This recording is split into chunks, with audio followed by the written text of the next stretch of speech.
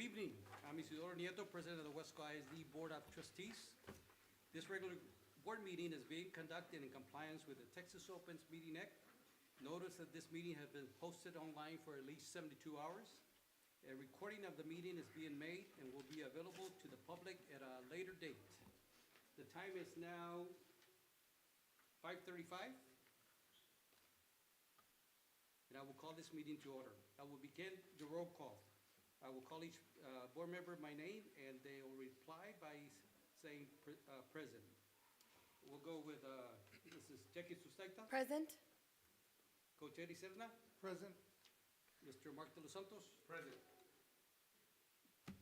Coach Armando Cuellar. Present. Mr. Ben Castillo couldn't be here today. He has to be an attorney over in Edinburgh, and hopefully Dr. Jaime will be showing up in a few minutes.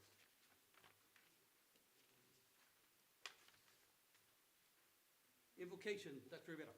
Yes. I'll call Mr. Devine. All right. Mr. Diaz. Thank you.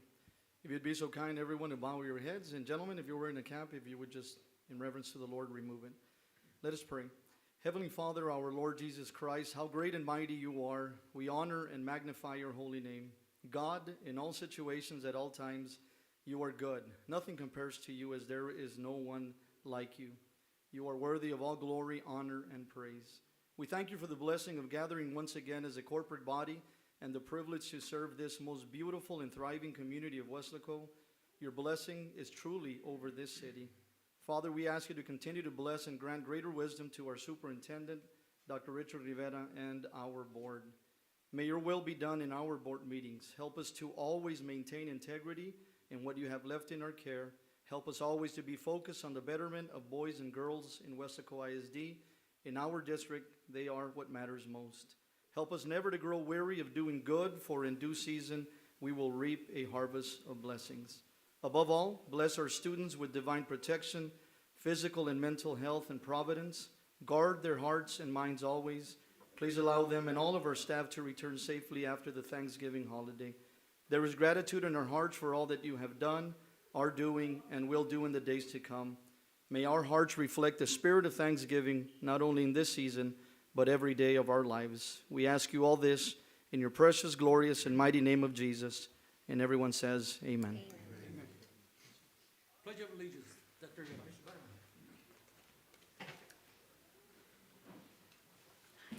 Good evening. At this time, we'd ask everyone to please stand, remove any headwear or headgear that you have, and place your right hand over your heart and face the American flag. I pledge allegiance to the flag of the United States of America and to the republic for which it stands, one nation, under God, indivisible, with liberty and justice for all. Please remain standing with your right hand over your heart and face the Texas flag. Honor the Texas flag. I pledge allegiance to thee, Texas, one state under God, one and indivisible.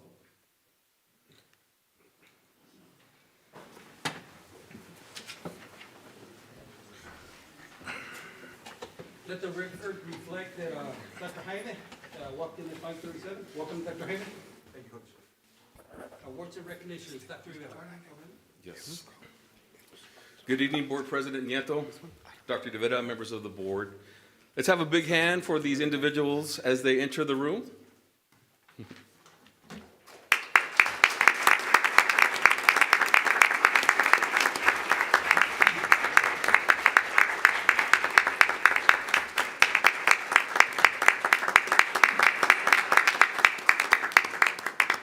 Tonight, we want to congratulate the Weslaco High School Panther Corps and the Weslaco East High School Wildcat Regiment for receiving a Division I superior rating in this year's UIL Pigskin Marching Contest. Our band students delivered spectacular shows with amazing music and marching skill. The Panther Corps concluded the marching season as state finalists, and the regiment concluded their marching season as state qualifiers. Tonight, representing Weslaco High School Panther Corps are Assistant Drum Majors Christian Rodriguez,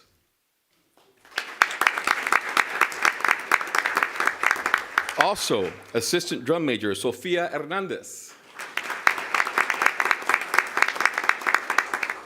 Head Drum Major Alexia Tirado,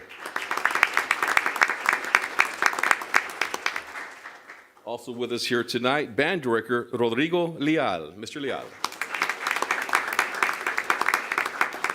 Representing the Wildcat Regiment are Assistant Drum Majors Mia Garcia, Assistant Drum Major Eddie Lopez, and Head Drum Major Marlene Montemayor. Tonight, we'd like to also say congratulations, and we'd also like to recognize the Band Director Armando Cuellar. If their parents are here, can they please stand and be recognized, parents?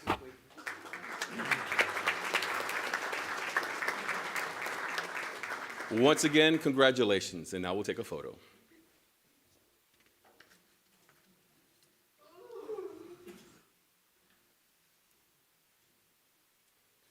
Thank you very much, students.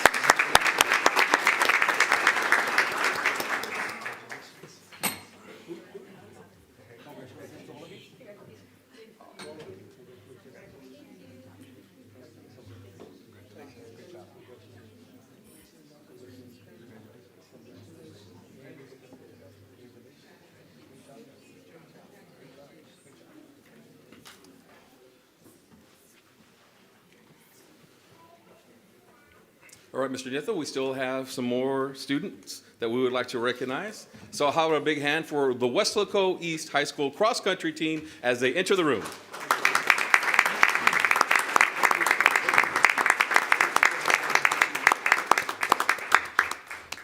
This evening, we want to congratulate the Weslaco East High School boys cross-country Region 4 champions. How about a big hand? This is the first time in the history of the school that cross-country captures a regional championship. The Weslaco East High School boys are back-to-back district champions and were ranked second in the state by the Cross Country Coaches Association of Texas going into the 5A state meet. We would also like to recognize the head coach, Tom Owens, who is here tonight. Coach Owens. Also, assistant coach Dave Morales. And parents, if you're here, can you please stand and be recognized? Parents.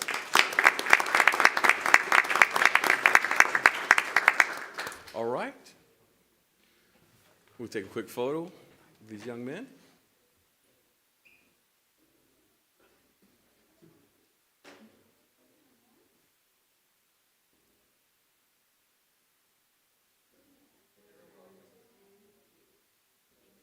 All right, how about a big hand once again for our regional champs, boys cross country. Come this way. Just take everybody's hand. Sorry. This way. Come this way. There you go. Congratulations.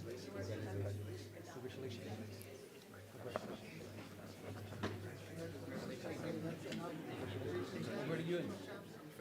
Oh, freshman. Congratulations. Congratulations. Coach Owens, congratulations again on an outstanding program that you have there. The last few years, you've done very well. And the boys, first time Region 4 champions. Congratulations again. Okay. As we continue now with the recognitions, tonight we want to celebrate our campuses that have successfully increased attendance during the first 6 weeks of school, meeting or surpassing our average daily attendance goals, benefits our district, and most importantly, our students. Meeting the district's ADA standard for the second 6 weeks, we start with Tony Rico Elementary, 95.43 attendance.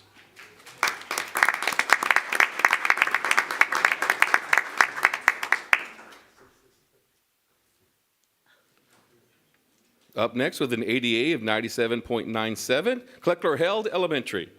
Congratulations.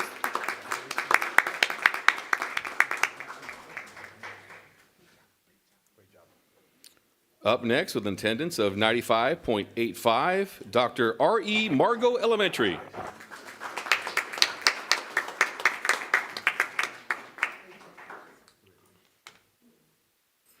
With an ADA of 96.63, Justice Raul Gonzalez Elementary.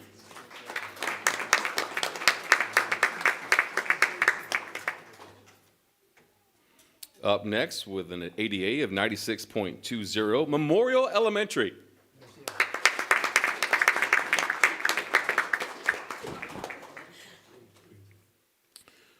with an ADA of 95.43, North Bridge Elementary.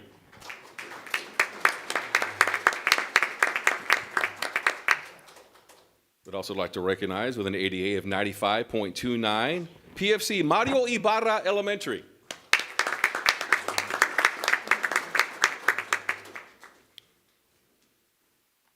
An ADA of 95.94, Sam Houston Elementary.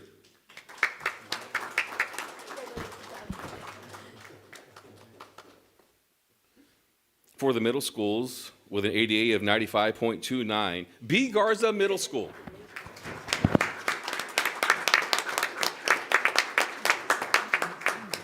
We'd also like to recognize for ADA second 6 weeks, 94.37 ADA, Armando Cuellar Middle School.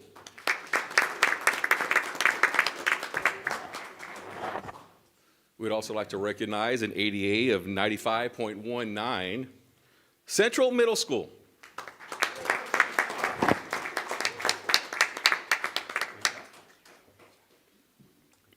We would also like to recognize from the high schools an ADA of 96.81, South Palm Gardens High School.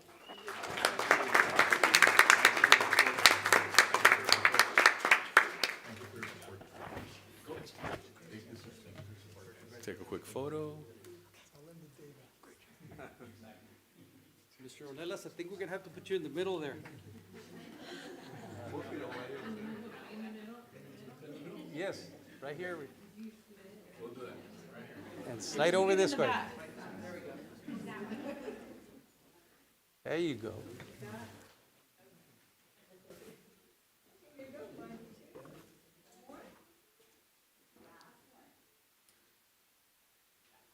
Once again, congratulations to our schools and our principals. And Board President, that does conclude our awards and recognition. Oh, perfect.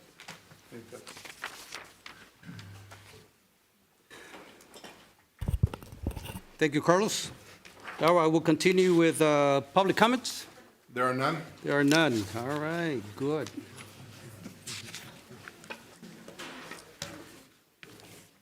We'll continue with item 7, Superintendent's report. Dr. Rivera.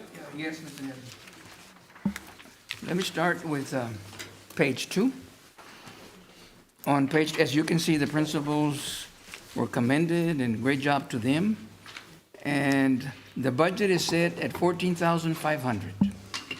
Any amount over this, we get additional monies. Under this, we have to return monies. So for the first 6 weeks, the estimate surplus is almost $2.3 million.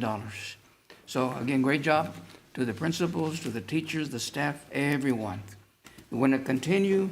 We have 6 weeks to go. So again, great job. On page 3, this is the enrollment comparison for the first 6 weeks last year and this year. You can see that compared to last year, as of the second 6 weeks, we're at a minus 62 students. So it's lower than what it was last year. On page 3, this is the campus enrollment comparisons. At the end of the second 6 weeks, Sam Houston, a +3 compared to last year. Silva, a +29. Gonzalez, a -69. Margot, a +30. Airport, a -14. Memorial, a -3. Northbridge, a +32. Rico, a -36. Kleckler Held, a -43. Ibarra, a +6. Mary Hogue, a -93. Cuellar, a +33. Central, a -24.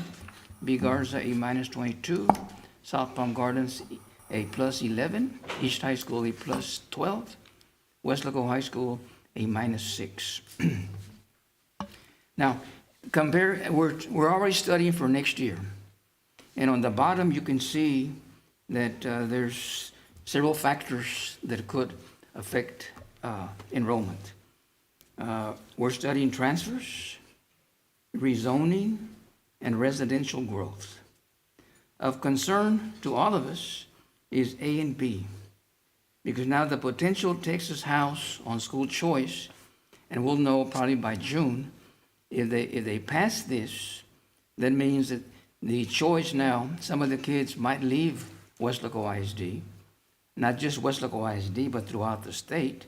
So if this happens, the students leave and the ADA goes with them, but so we might lose enrollment and we might lose ADA. Again, we won't know, no one will know the impact of all of this until August. Also, a concern to me is B. This is the potential impact of virtual learning offered by other districts that may impact the enrollment and school funding. What this is the TA has, has approved some accredited online schools. For example, let's say Houston ISD. In Houston ISD, they're losing enrollment ADA. So with this program, they're taking students from other districts, let's say San Antonio. So the kids might live in San Antonio, but the ADA is now Houston, and they'll graduate from Houston ISD. So this is something new. There are about 30 schools doing this already. So again, this might impact. Again, someone in San Antonio, they live there, but Houston is getting the ADA. So it's something that we're going to study carefully to make sure that we have any impact on our school district. But again, you can see the enrollment. We're going to work very hard. The goal here is to make sure we have good schools so that parents can leave their kids with us and not go elsewhere. So that's the key. We want to have very good schools, not to lose our kids to any other program or district.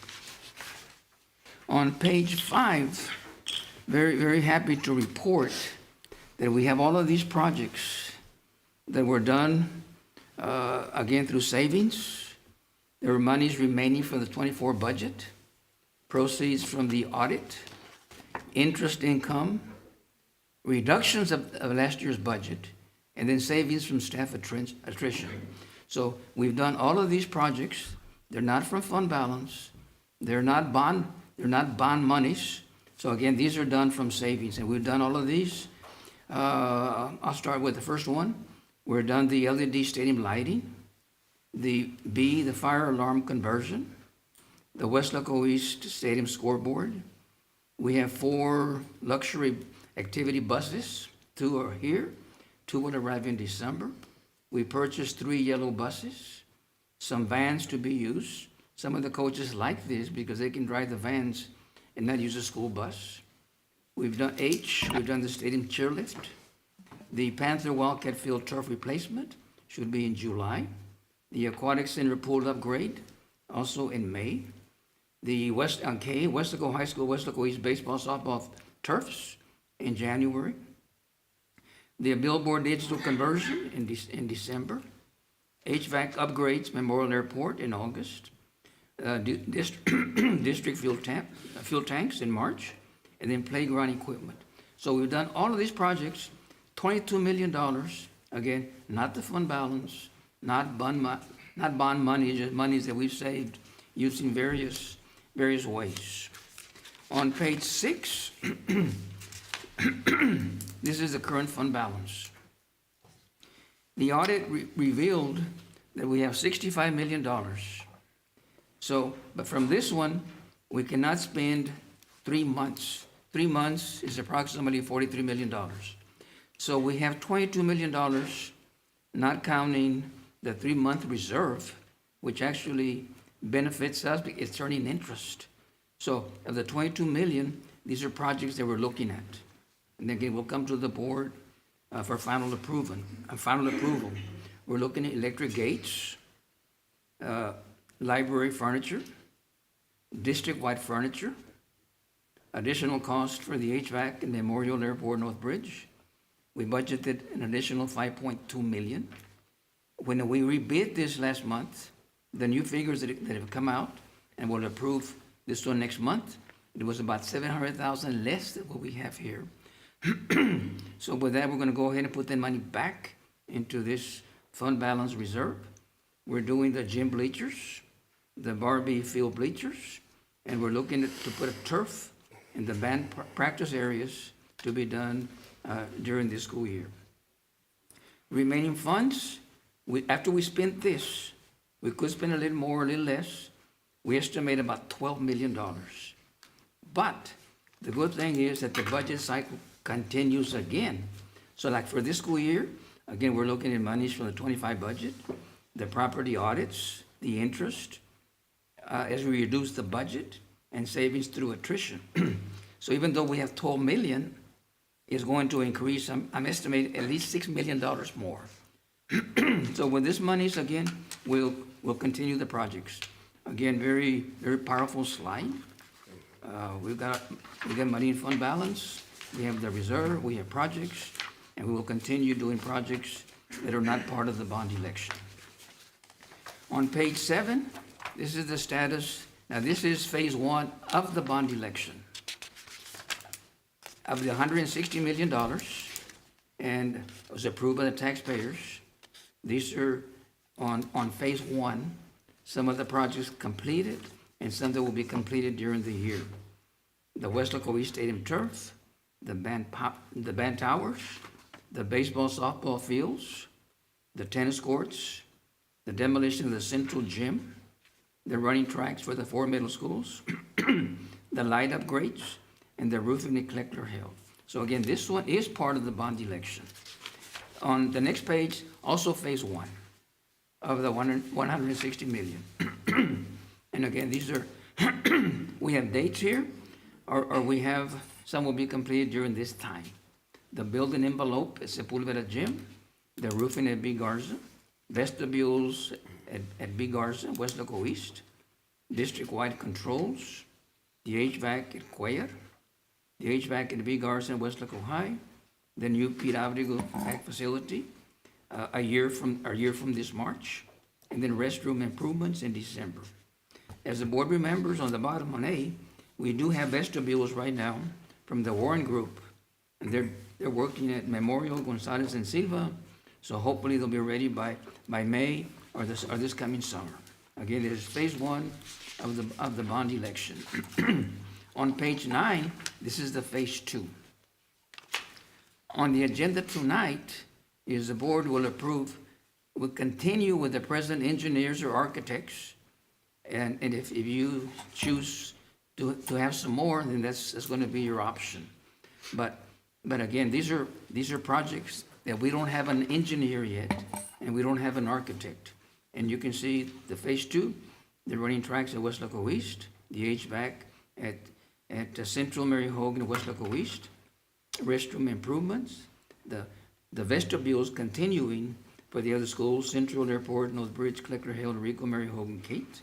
Then the fine art expansion, that one is also pending.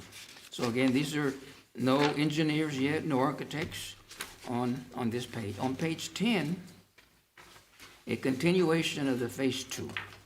And these have not been approved yet. Again, I mentioned the architects, the engineers, the fire alarm at Margot, cafeteria improvements at Rico Kleckler Hill, the drainage at Memorial CTE, the field house remodeling at Central Inquaya, and the roofing at Central, Margot, and Mary Hope. On page 11, this is the business and finance slide. On tonight's agenda, on A, you have all of these items that are under consent, the engineers, the architects, the fire alarm, the Margot Marquee, the safe grant fencing, Dr. Cuellar, the HVAC, the controls also district-wide, and the Weslaco High School, Weslaco East baseball, softball field scoreboards. On B, also on tonight's agenda, you have the Pete Abrigo Farm, the contract with Genac, and again, it's tonight's in the discussion. And the Ag Barn will be, as mentioned before, by Silva Elementary and Gonzalez Elementary. And then C, tonight on the agenda, is the approval of the audit, the financial report, the audit. On page 12, from HR, as mentioned earlier in the year, we did a review of all our teachers to make sure they were properly certified.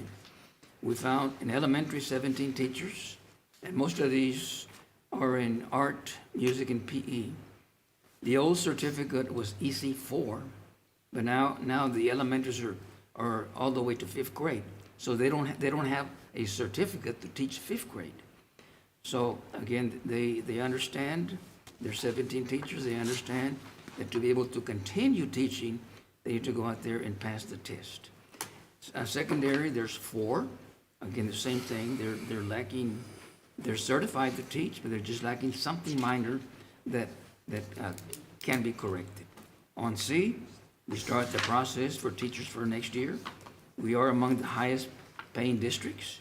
The plan is to continue with the pay raise and also to continue with the stipends of $2,000, $1,000 in December, $1,000 in May. On page 14, safety and security. As mentioned last month, we're studying additional security measures like metal detectors at our stadium.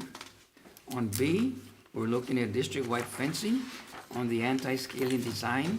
If it's under 8 feet, again tonight, it's an agenda item under consent to approve the rankings for this item. On C, we're looking at memorial, the privacy fence screens that are on the west side of the fence near the park, and we're doing this for safety reasons.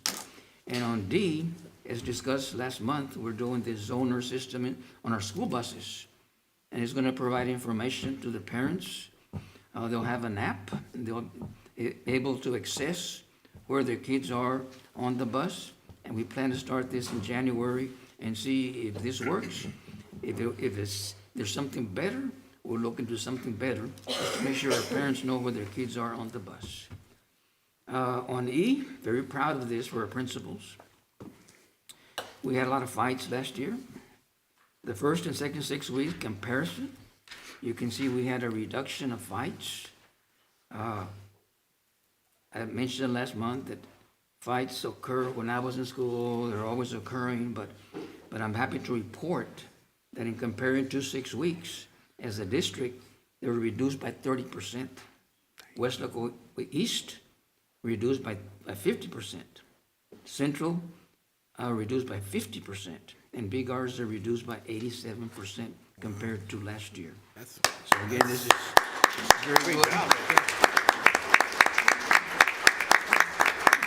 And we're going to continue, we want to make sure parents know that their kids are safe when they come to our schools. On F, the bullying, we address this. We will not tolerate bullying, and there will be consequences. On page 14, this is the curriculum and instruction. We're doing the benchmark testing, and we'll assess it district-wide. On B, we're looking to add more iPads and tablets in the early childhood.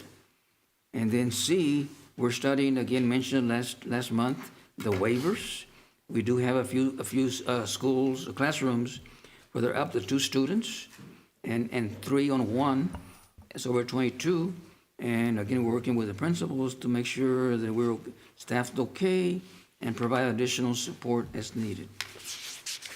And the last part of the report is, I mentioned on the fund balance that we're going to spend some money district-wide furniture on this is phase 1. You can see some of the examples that we have on changing this phase 1.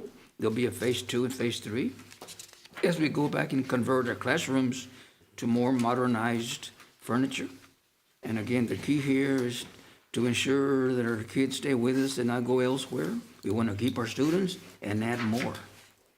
On page 16, we've added furniture in the lecture room. You can see you see how nice it looks. The lecture room right to our right. We've completed some work on the professional learning center, and we're also working on library furniture, additional designs for the campuses. Then the last slide is the LSG monthly academic report. Goal progress measures 2.1, 2.3. You can see Weslaco ISD, the kinder, the first grade, second grade, 42%, 36%, 33%. And on B, the constrained progress measures, 3.1, 3.2. On our survey, you can see the students that responded in a different way. We want to increase this in March. Same thing with teachers and staff, to be able to do a school climate and increase this from our students and our staff. And this is my report. There are a lot of slides, so now I can answer any questions you have on any of these 17 slides. First of all, excellent report, Dr. Rivera. I'll begin with the person on my left, Mrs. Usteta. Any comments or questions? Are we gonna go over the LSG after this, or is this Yes. time? Yes. it's Okay, no, an I'll just, agenda I'll item wait on for that. one. Okay. I'm good. Dr. Jaime? No, a lot of information, Dr. Rivera, and thank you for your foresight and just, preparing for enrollment and, like you said, school safety and upgrading our schools, looking at all those factors, and classroom size, let's make sure we keep, that in mind with classroom size, and thank you for all that information. Thank you. Coach Cuellar? Well, like Dr. Rivera always, when he was favorably agreeing with things, A++, and that's what you get tonight. Thank you. Coach Serna? Well, yeah, I'd like to mention just the fact that, we're upgrading our athletic facilities are great, the turfs and getting artificial turf, but, I noticed you mentioned some things in construction with vestibules and things of that nature. What are we doing for the safety? I know the fencing's going up, but vestibules are important for safety, so kind of just want to push those along, a little more. I don't know. Also have armed security guards. So all campuses have someone that carries an arm, at least one or two And on every that's campus. important. to answer your question, I think Dr. Rivera mentioned also the electronic gates at the different campuses. That will be coming up also, so that's going to be an extra order of Yes. protection. Mr. Los Santos? Yeah, I have three areas Okay. that I want to discuss. First one being the phase one bond projects. So I know that we're moving along, but as you know, times have changed, right? We just had an election, and I'm not talking about local, I'm talking about national. And so right now, we're getting outstanding prices, right, on our projects. We're seeing that as they're coming in, even lower than what they say the average is. We've already been seeing that. The averages being $6 to $8 million per campus. We were getting prices at 3.5, 3.4, excellent prices. But that could change. So my main concern is that I'd rather, not my main concern, what I'm gonna try to say is that our dollar is gonna lose value pretty soon. So high topic areas pretty much being roofs, HVAC projects that require MEP, as far as plumbing, electrical, things like that, components, things that could get very difficult to acquire once the market takes off. And especially with other districts having bond projects as well, if they come out firing and trying to hit those areas, and we're all coming out at the same time, that's when you're gonna have the backlog on equipment, staffing, your subcontractors, and also resources. And so I'm just I would like maybe a report as far as how many roofs and AC projects have we already taken care of from the list that we had, that were high category, because those are real high category items that'll increase in value quickly. And right now, the market is prime because it's it's still at the very low. So nobody can come up here and say that it's on fire, because it's not. And this is a time I think that if just throwing my opinion out there, for the district to look at that and look at the situation and possibly move. We can do that. Good That's a statement. observation. The other one was safety and security. Safety and security, when we're talking about security guards, armed security guards and whatnot, I also kind of wanted to iterate, I know we talked about it before, is that I know we sometimes look at population and we look at the students on the campus, but can we also look at the size of the campus? Because, I heard that there's some campuses that maybe just have one security guard or only two, et cetera, but you're talking about a massive facility, a lot of ground to cover. So I don't know how the district, I've never asked, so I don't know how the district, I know some districts go by population, et cetera, square feet, everybody's different. But here, I've heard that we have some campuses with just one person, and it's like, wow, that's a huge facility with multiple wings, and maybe something to look at, because, do you know how we do that here? We have one or we have two bigger campuses, two security guards. Yeah, because even some, they're We can like take a very look at large. I'm just saying, yeah, because I know it's been a community concern, and some people have brought it up to me, I just never did bring it up, and I figured this would be the time, especially now I that. think we have one armed person or two armed. One armed and one Then you armed. have other security guards that are there. So we'll take a look at it. We can do a study on And I it. believe that's a good point, especially like Mr. Los Santos said, at the bigger campuses. Right. That's very important for safety, and I think Dr. Rivera will follow up on it. Okay, excellent. And then the last category is the Human Resources Department. It's more of a question, it's more of a concern than a question. And I know this is your first meeting, right, sir? But I have to bring it up. It's part of our job. We just took an oath last night that we'd uphold the law and our policies and guidelines. And I know in human resources, we're talking about the certifications, right? And I think the majority of people know that this was a topic. It got into social media. There were false allegations, and things were just going back and forth, right? And I guess what I'm trying to say is that I was approached the other day, And somebody came up to me and asked me as far as, what are you doing to handle those issues that you guys have? And I felt horrible because I didn't know what they were talking about. Right? I looked at them like, well, what issues? We don't have any issues. We're operating great. I've been seeing, we've all been talking about our finances, our academics, our performance, our systems that's in place, our structure. And I did not know what they were talking about. And that's what makes me feel so bad, because I just completely overlooked it. And when they told me, I really felt bad, because I think that I failed as a board member there. Because I'm sorry, I missed what part? I said, and when they finally told me what issues that they were talking about, the issues are that we had a district level staff member that works currently at WISD make an outcry during public comments in open session to the entire community of multiple allegations of misconduct by board members and of a complete breakdown of the responsibilities and duties that also involve the superintendent, school board as a whole, executive level administration, district administration, campus administration, and the violation of multiple policies, guidelines, state laws, and federal laws. It's my opinion, in reality, that we kind of dismissed what's being said out there at that outcry by a current WISD employee. Okay, not one person acknowledged it after the meeting. We usually take those outcries and we follow through. We've had people come and say that they didn't have access to the physical limitations. Remember, there was an elevator put in, accommodations made. We've always taken notes and we've always followed up. And that individual went out there and made these statements. And I'm going to recall I'm going to recall the list verbatim. That board members are protecting immediate family members and friends, influencing promotions. Family members of board members are picking campus work assignments. Family members of board members are having positions created. A family member was hired after a board member was selected. The hiring practice of this mystery family member was also called into question. Stated directly that board members were influencing interview committees and huge promotions. And this person has evidence that the district level employee made a public call for an investigation. And what bothered me the most is I just walked away. I don't know if I was distracted or I wasn't paying attention. I don't know. I don't have an excuse. There's no excuses.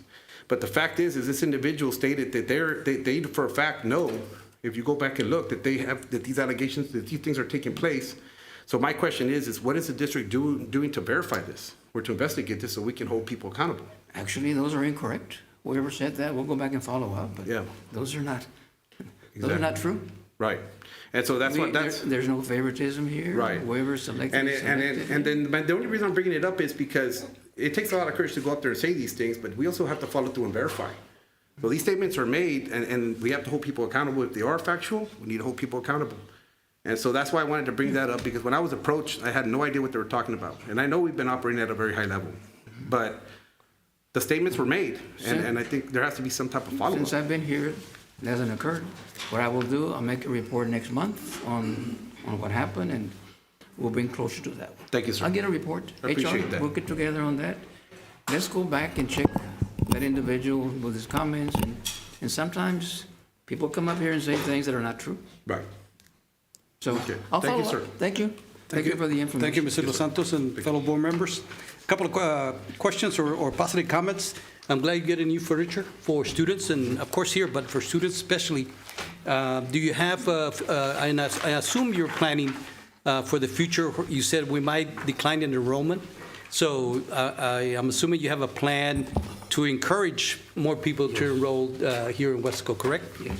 And how do we curtail the fights that you said that less fights occurred at different campuses? What was this one thing or two things that the principals relied on or did that less fights occurred? They're more visible. Very good. Staff is there too. And whenever they hear a potential fight, you get the kids involved. They get together with the counselor, with the administrators, and they try to put out the fire before the fight starts. Principals, anything else that y'all are doing? I know that I asked my nephew, or grandnephew, that's a Big Garza, and she said the principal was very strict, and they lined us up for lunch and then sit us by a table, which is great. That's the discipline that you need for students to behave. Because students at the middle school like to hang together, and that's where it creates the little fights. But, the being active and, of course, being, very disciplined, I think that helps. And tough consequences for fighters. I'd like to make a comment too. Okay. Yeah, my kids and some of my nieces and nephews go to Central Middle School. So I asked him also one time, I said, hey, so what's going on? And because I already knew last year, and I've made the comment to Mr. Ornelas that the fights have been going down already, and it was very safe at the campus. But I asked him too, other than the principal being visible, I always see him there in the mornings, and I know everybody's doing that. But I asked, and they said Cape. They said, oh, sir, nobody wants to go to Cape. And she said, all the kids, she was telling me all the kids don't like to go to Cape. What are the hours for Cape? Were they extended hours, or are they normal hours, or what is it that they don't like so much about that? I mean, I know it's supposed to be like an alternative, but it seems to be. They're isolated from everybody. From everybody? Yeah. Oh, okay. Very strictly there, yes. Okay, yeah. They're So, not tired, and yes. yeah, so that's what they told me too, because I asked them and stuff. So great job, everybody too. Those great numbers and percentages. All right. Thank you. Excellent report, Dr. Rivera. Any other comments? We're good? I would just, now that you brought up the furniture, I really want to thank you for looking into this, because as a teacher in a classroom myself, furniture makes a huge difference when it comes to the attention span of the kids and them being able to sit down and concentrate. So when I saw these pictures, it made me, excuse me, I'm a little sick. It made me feel very grateful, because this makes a big difference in the classroom for the kids, the furniture, it really does. And as a matter of fact, when you were talking about the enrollment, I'm in a rural little district, aside from Weslaco, and I have several kids who have come from Weslaco, and I asked them, why are you here? Not that I'm trying not to, have them there, it's a great little district, but why did you guys leave Weslaco? And it's a little, from pre-K to second grade is the campus that I'm at. And a lot of them said, well, it's because my brother was being bullied, or it's because my sister was being bullied. And it's not even about academics, it's not about the grades, it's about the social, emotional. And when I saw that the fights went down, I mean, that's awesome, because it's making a difference, hopefully. And I just want to say great job to everybody, because it does make a difference. And I'm out there in another district, and I hear it, and I'm living it. So it's good to see that those numbers are going down for the bullying, and great job with the furniture. I'm really excited about that as a teacher. Thank you. So thank you again, Dr. Rivera. Thanks. All right, let's continue with number 8, Lone Star Governance. Dr. Rivera? Do you have the information, Ms. Solano? You want to? So the last page, good evening, Mr. Nieto and board members and community. The last page of the superintendent's report summarizes the data that you received supporting documentation or presentation for the LSG report.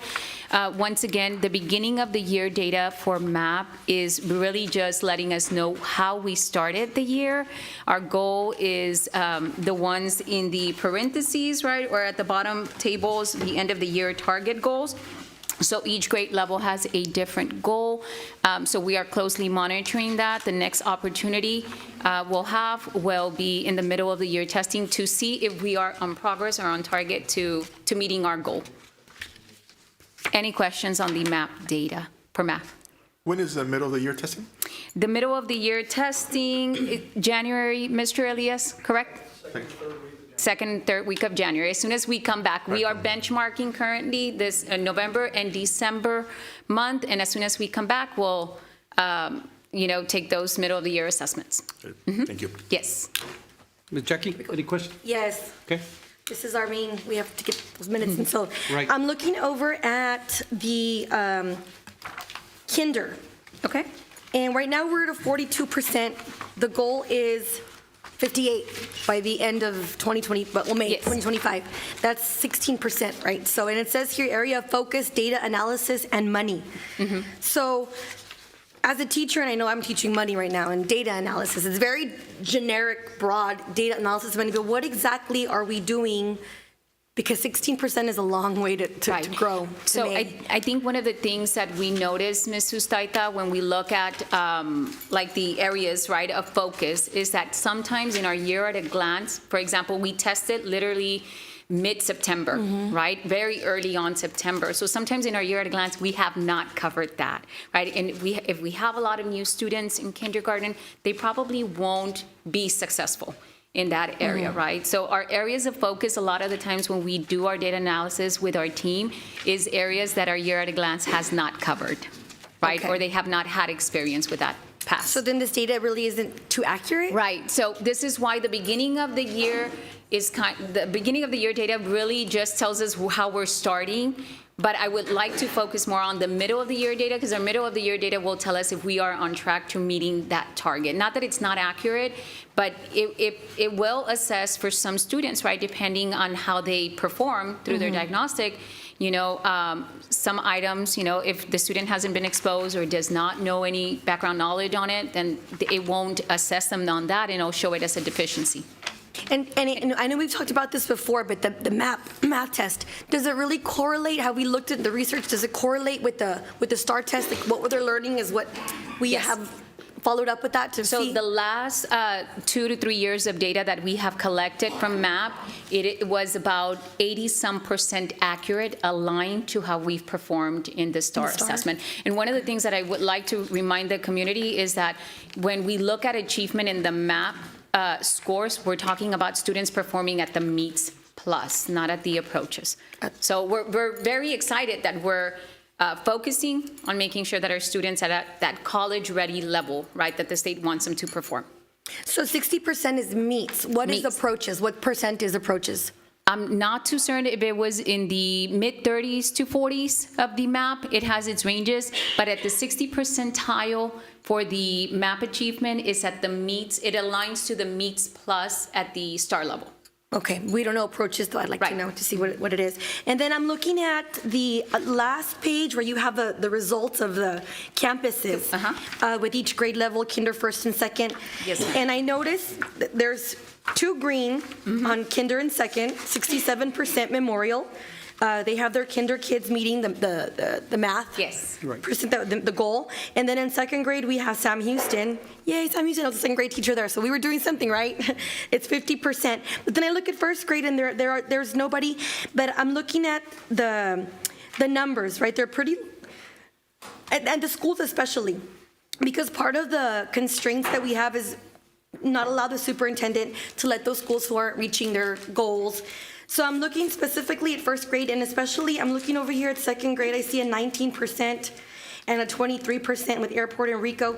And I remember a long time ago, I remember Mr. Yad was a principal, and we would have other teachers coming in and just watching, okay, what are you guys doing that's working for you? Let's get ideas from each other. I know PLC are great, but a lot of times seeing it in front of us as teachers and getting ideas from other classrooms is a big help. Yes. Have we done anything like that? Yes. Recently? So one of the things that our campuses have, like our elementaries, most all have elementary PLC on Fridays. So they have the same times across the district. They can connect either online, they can go visit the next door neighbor, right, the campus. I know some of us very actively involved in sending teachers to other campuses. I know even Ms. Selma Gutierrez just offered, right, new teachers, especially our new teachers or teachers, who need that extra support to go monitor and do kind of like a walkthrough, right, just to learn from other teachers, most definitely. So I know that they're a very active group, our elementary principals, in sharing ideas, right? So they all collaborate in this presentation. This presentation is sent to them a couple of weeks before, and they all see and share their ideas of what's working and what's not, right? And what we need to focus on. Yes. All right. Thank you so much. Yes, ma'am. Any other questions? Dr. Jaime? Any questions? No, I have none. Coach Cuella? No, they've been addressed. Okay. Coach Sedna? No. And Mr. Los Santos? No, I just want to say, great job, because these are meets. There's for some of the percentages, and then I know the demographics are different according to every different elementary, so, great job, everybody. Thank you. And I like what Mrs. Ustaita mentioned, that, and I've always said that as a principal, you have to share ideas, especially within the district. If there's an area at Sam Houston, for example, that's doing very well, and the other areas are not doing well, sharing is very important. What is the objectives, or what is the teaching style that they're using so they can be successful, And as a former coach, that's one thing we always did. We shared. We didn't say, well, if we shared, they're going to beat us. Well, no. And especially here in Weslaco, we want all of us. And Dr. Rivera will say, we want every school at an A. That should be our goal, because all students should be successful, not just 80% of them. And I believe, we can. It just begins with the principal and begins with you all to make sure you continue with that. So thank you very much on that. Coach, real quick, Ms. Solano, just for take-home math practice that they have, do the students have some activities that they can practice at home to help with this, with math? So usually the curriculum guides, one of the things that, I know that Ms. Ustaita brought it up last time about resources, right? Mr. De Los Santos, you mentioned about what could parents help at home.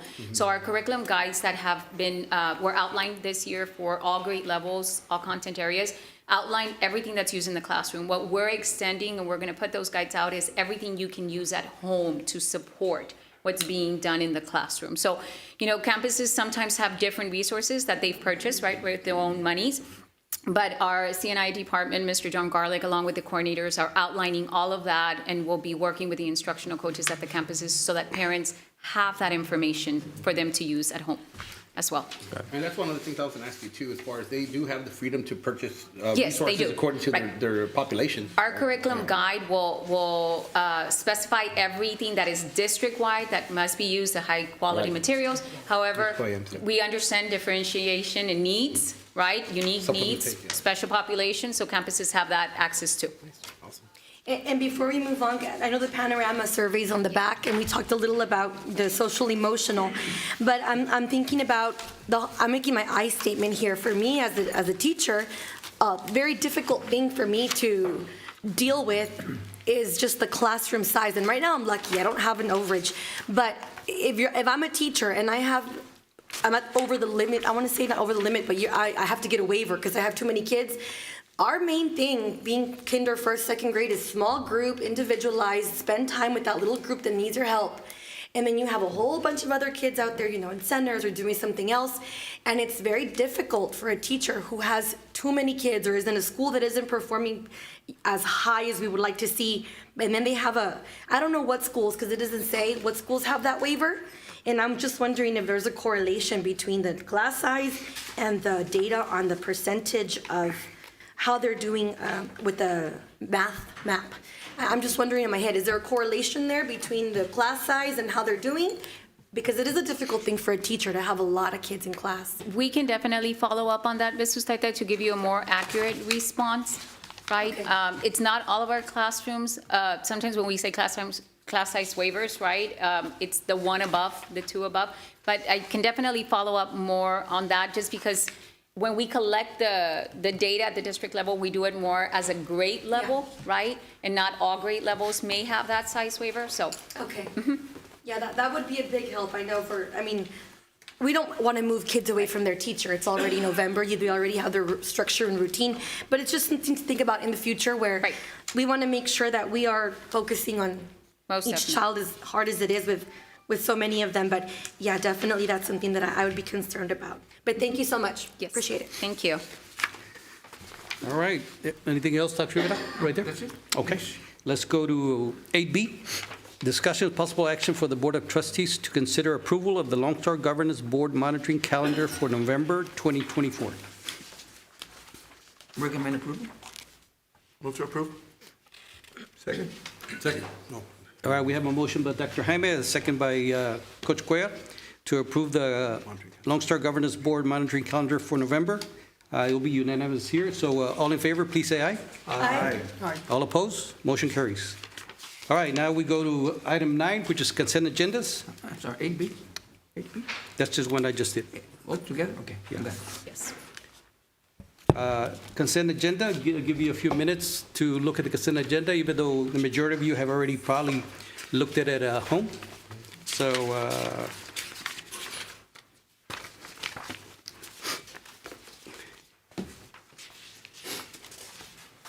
I'll ask you individual one, if you want to pull a particular item. I'll start on my right. Mr. Los Santos, any item you would like to pull today? None, sir. Ms. Coach Serna? None. Coach Cuellar? None.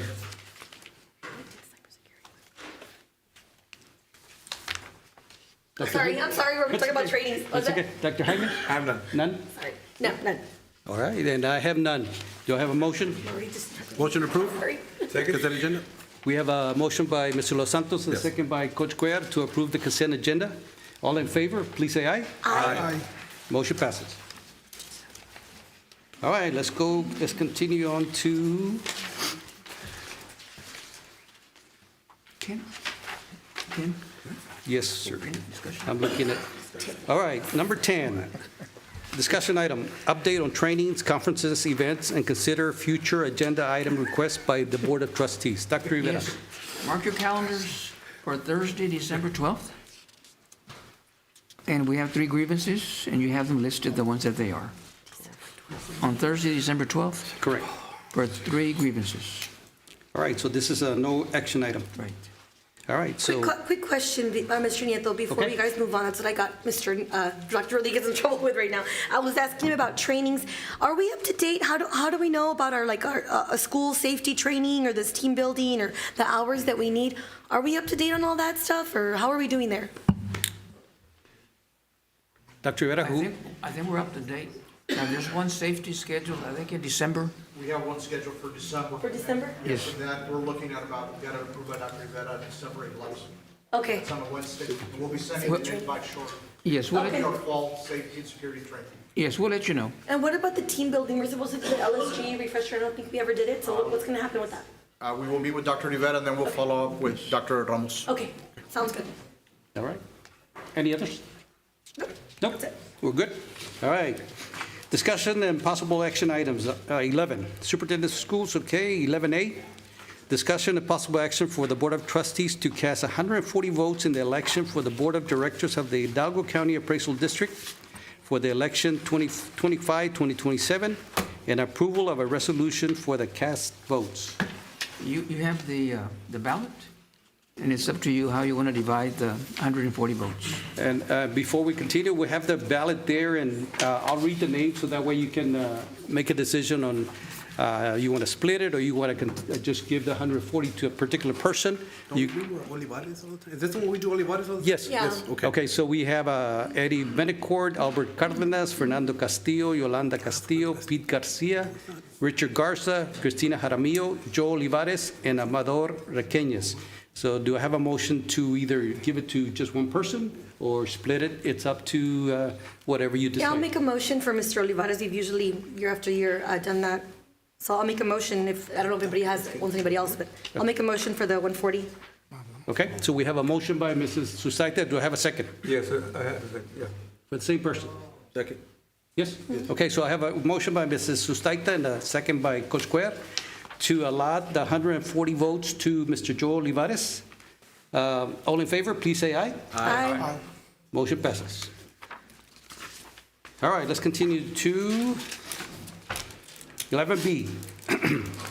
Discussion of possible action for the Board of Trustees to ratify the administrative approval of a contract for architectural services with GINAC and Associates for the construction of a new agricultural facility project. Dr. Rivera. Mr. Marco, you want to elaborate on this one? Yes, sir. Good evening, members of the board, Dr. Rivera. So this is a contract with Genetic Architects. The board has already approved the architectural firm. And we're just, and on a good faith, the architectural firm started the work on the design of the agricultural farm.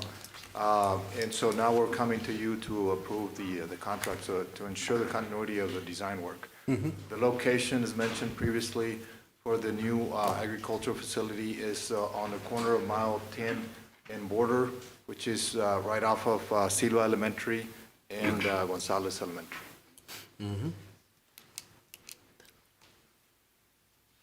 All right, so do we have a motion to ratify the administration's approval? Motion approved. Second. We have a motion by Mr. Los Santos, second by Dr. Jaime, to ratify the administration's approval of a contract for architectural services with GINAC and Associates. Any discussion? Mrs. Jackie? No. Dr. Jaime? No, sir. Coach Cuellar? None. Coach Serna? No. And Mr. Los Santos? No, none. All right, all in favor, please say aye. Aye. Aye. All against? Motion carries. Business and Finance Department, 11C. Discussion and possible action for the Board of Trustees to consider approval of the annual comprehensive financial report for the 12-month period ending June 30, 2024. Dr. Rivera. Mr. Robledo? You have a presentation? Yes, we have our presentation with our external auditors. So I'll be passing on to Ms. Esmeralda. Good evening. My name is Esmeralda Iñiguez. I'm a partner with Corriggs and Ingram. and I'm here representing my audit team, which conducted the audit for Weslaco Independent School District for their fiscal year ended June 30, 2024. So as you know, every district is required to prepare an annual financial report and have it audited by an external independent CPA firm to comply with TA requirements and other granting agencies. And it also serves as, the communication tool for Board of Trustees, taxpayers, employees, and other interested parties. Weslaco ISD is not only doing that, but they're also putting together an annual comprehensive financial report, which includes additional historical and statistical information. And it also meets the requirements for them to be able to apply for the Certificate of Achievement for Excellence in Financial Reporting with the Government Finance Officers Association. So as part of our audit procedures, we do review the checklist, and it does comply with all the requirements. And we would also like to congratulate the district for meeting those requirements and receiving the award for their fiscal year ended June 30, 2023. And we're pretty sure they're going to be able to qualify for this once again with this report that we're presenting today.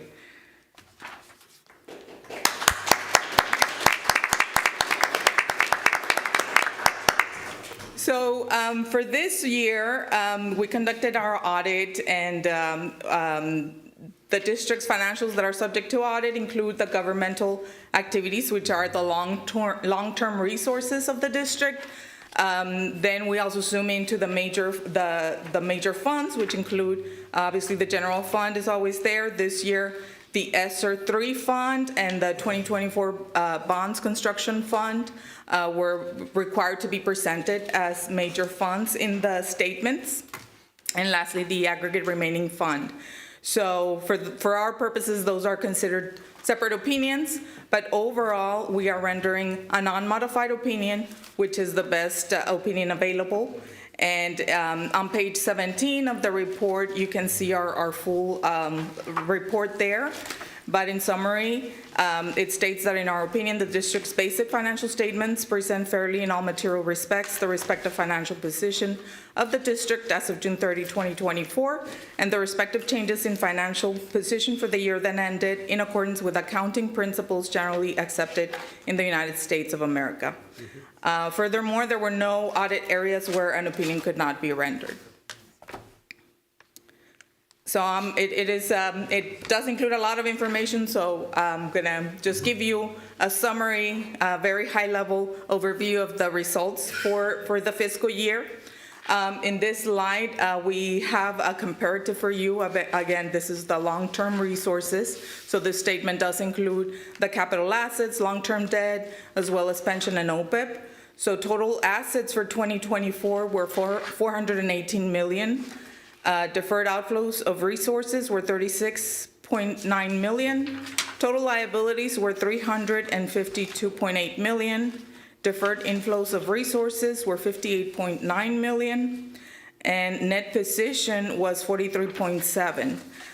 Now that in comparison to prior year, you will see that there's a significant increase in current assets and long-term liabilities, mainly due to the issuance of the bond this past year. And for the full report, you can refer to Exhibit A1 on page 35. Next, we'll dive into the general fund itself, which is where the majority of the transactions for the district occur. On this slide, we're presenting the budget to actual. So for revenues, the district budgeted $186.9 million, and it ended up obtaining $189 million in revenues for the year.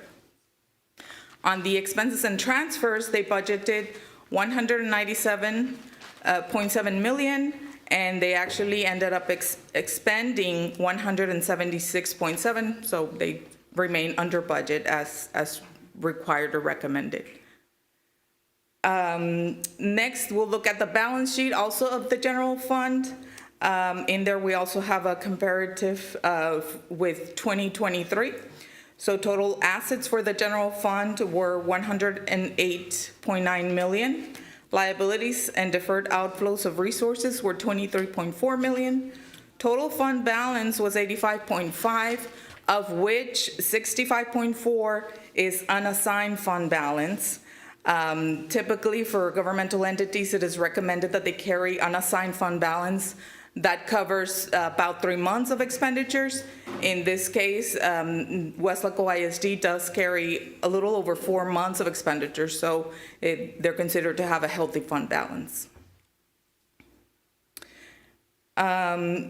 Then at the end, towards the end of the report, we also conducted a single audit. So every governmental, or any entity that receives federal funding is required to have a single audit if they spend expenditures above a certain threshold. This year, Weslaco total expenditures of federal awards was 58.1 million. Out of that, as a result of our procedures, we determined that there were 3 major programs that were required to be tested. The first one being Title I, for which they spent a total of 8.9 million during the year. The next one was the Education Stabilization Fund with 26.2 million. And lastly, the 21st Century Community Learning Center was a little under 2 million. So those were the major programs that were audited under this separate audit. For the full schedule, you can refer to Exhibit K1 on page 198 of the report itself. And so in this part of the audit, there are 2 separate reports that are also included there. The first one is a report on internal control over financial reporting and on compliance and other matters based on an audit of financial statements performed in accordance with government auditing standards. And then the second report is the report on compliance for each major program and on internal control over compliance required by the uniform guidance for each of these major programs that were tested. The audited requirements that could have direct and material effect on each major federal program were the ones that we looked at in detail. So on page 194, you have a summary of the results of those of our audit procedures. So we are issuing an unmodified report for both of these areas with no material weaknesses identified and no significant deficiencies noted, as well no noncompliance material to the financial statements, and no noncompliance related to the specific requirements of each of those programs. So that concludes my summary of the report. I do want to mention that in addition to the report, you do have a separate copy packet that is called Required Communications for the Board of Trustees and Management. And in there, you'll find that we outline the auditor's responsibilities as well as management's responsibilities. It describes the judgments and sensitive estimates that were taken into consideration to arrive at the balances reported. We normally provide summary of audit adjustments, but this year we did not have any proposed audit adjustments. And we also include the management communication letter. These are observations that we encountered during the course of the audit. But again, none of these items listed there were considered to be material or significant to be reported on this report. And we did look at those in detail with management last week. So they know, they have an action plan to move forward with these. All right. That's all I have. Any questions? comments or questions? I'll start over here with Mr. Los Santos. No, just, I don't read the whole book, okay? but I do look at it. 28, 29, that's what I usually call the money. Like on page 28, 29, that gives you like the summaries, the highlights, the significant changes in the district, where you're saving revenue, where you drop, where you increase. So, I mean, everything's just outstanding. I mean, we're really operating at a high level. And just want to say, yeah, great job. Dr. Rivera, your staff, everyone, I mean, awesome. Coach Serna? No. All right. Coach Cuellar? I agree, Mr. Los Santos. Outstanding. Outstanding. Dr. Jaime? Great job, Dr. Rivera and the entire team. And Mrs. Jackie? Yes, great job. I'm just looking at the back page now that you mentioned it. And these little things that you say, the management communication letter, there's a couple of little things here. But you guys have already taken care of this and talked about it? So some of those items are items that we are gonna dig a little deeper, just to tweak the processes, just to make them even better. Okay. So these are some of the items that we already started discussing with the program directors or the directors that are dealing with those items. Okay. And so it will be asked in a year from now. Yes, did you yes. Do what you were hoping to do. So, Yes. throughout the year, we will be meeting with these directors. Okay, sounds good. All right. Even though those are not required to be reported, we do provide that because we know your commitment to continuous improvement, so we like to Yes. share that information with you all. Especially when it comes to compensation and the policy and all that. We definitely want to make sure that that's taken care of. Yes. All right. Anything else, Dr. Rivera? No, it's a good job, staff. Thank you. Mr. David? Okay, thank you. Thank Directors in the you. back, Thank you. Their staff, Appreciate it. secretaries, clerks, everyone. It's a team effort, guys. Awesome. It is, and yeah, I do, before I leave, I do want to thank everyone throughout the district. We mainly deal with finance, the entire team, but we do reach out to various departments, members of governance, so we do get perspective from everyone within the district, and I do appreciate everyone's time and cooperation. Thank you. Thank you so much. Appreciate it. Thank you. All right, so do I have a motion to consider approval of the annual comprehensive? Motion to approve? Move to approve. We have a motion by Mr. Los Santos, second by Coach Cuellar. Yes. All in favor, please say aye. Aye. All against, motion passes. All right, item 12, closed meeting to discuss personal matters, human resources. 12A, discussion regarding superintendent's recommendation of certified personnel and non-contractual personnel.